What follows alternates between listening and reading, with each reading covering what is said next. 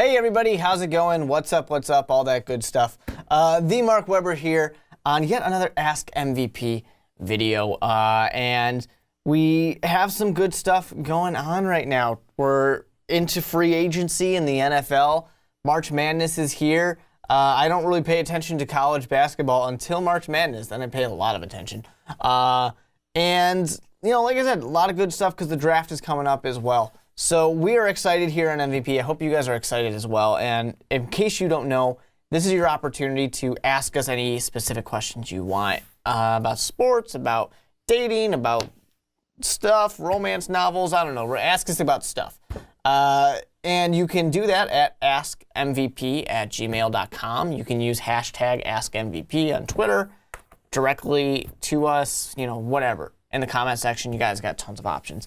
So really quickly, I'm going to go to one that I'm excited to answer from the Necromancer, who comments on quite a few videos of ours. Are Blake Bortles and Jared Goff done?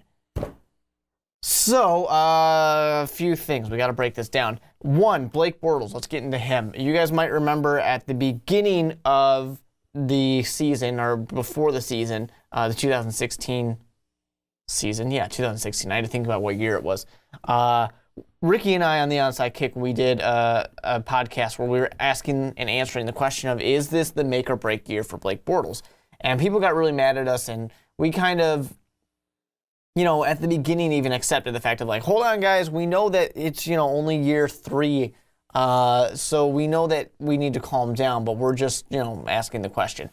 And apparently we were right, because he did not do that well, and he very nearly lost his job if it wasn't for the fact that there's not a better option, so says Tom Coughlin. So is he done? No, because he's going to be starter on day 1 for the Jacksonville Jaguars, unless some miracle happens. So he's going to be the starter, but the thing is that this year, if he starts not performing, I don't think that they owe it to him to keep him on the field anymore.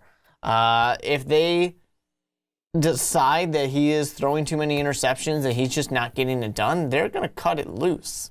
I definitely would not be surprised if the Blake Bortles time in Jacksonville doesn't last too much longer, unless he really turns it around. Now, Jared Goff, I don't understand why you're asking about Jared Goff, because Jared Goff was a rookie last year, didn't get to play very much. I don't understand why he didn't play very much. That doesn't make sense to me. He should have.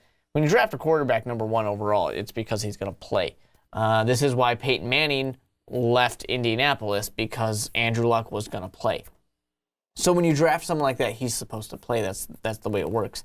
But even so, just a rookie year. He didn't do that well, but, you know, whatever. You got to let him have at least 2 years. You hopefully want to see 2 full years at least out of a quarterback, so you can kind of see if they grow, see what happens with them. So Jared Goff, no. Blake Bortles, pretty much. It's coming.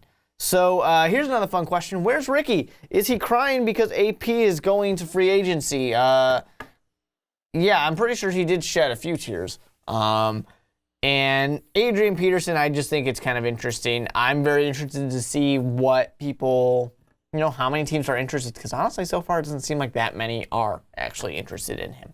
So here's one using the hashtag askmvp, James McAndrews. How did you meet everyone? If you're asking me specifically, it's a pretty easy question. But basically, I'll give a quick rundown of everything here on MVP. Obviously, this probably has been mentioned before, and you guys might even be able to tell. Ricky and Dave have been friends since they were babies, basically, something like that. They basically live across the street from each other, or used to when they were growing up. So that was really easy. They live there. They've been best friends and stuff. When it came to me meeting Ricky, so in college, I was doing college radio. Ricky was already doing college radio. I was coming into it, and they do a training process where a veteran trains a new person, and Ricky was the veteran that was training me, the new person. So we obviously talked about sports a lot on our radio show. So that kind of led to us doing that. The show was eventually done. I was getting my own show. He was doing his show. And then he brought back a podcast that him and Dave did that took a break for a little bit and asked me to be a part of it. And that's how the Onside Kick happened. At least that's how my being on the onside kick happened. So Brandon Swanson was also part of that same studio. So that's how I had met him. That's how that would be, I'm assuming, how Ricky met him as well. And beyond that, you know, basically guys like Mike and Sean, who are a little younger than we are, but still we met them through the radio station. And am I missing anybody? No, I'm not missing anybody.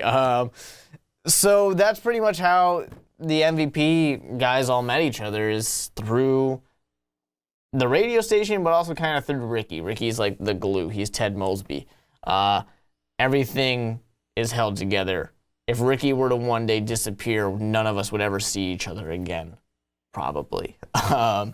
So that's how that works. One more awesome one that I'm excited to get your guys' views on, not related to sports, because you can ask non-sports questions too at the askmvp@gmail.com email address. Hey, how is the new Legend of Zelda, Breath of the Wild? It's awesome.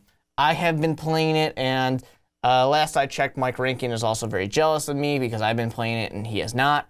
Really, really cool. I didn't buy a Switch because why would I do that to myself? I have a Wii U. That's good enough.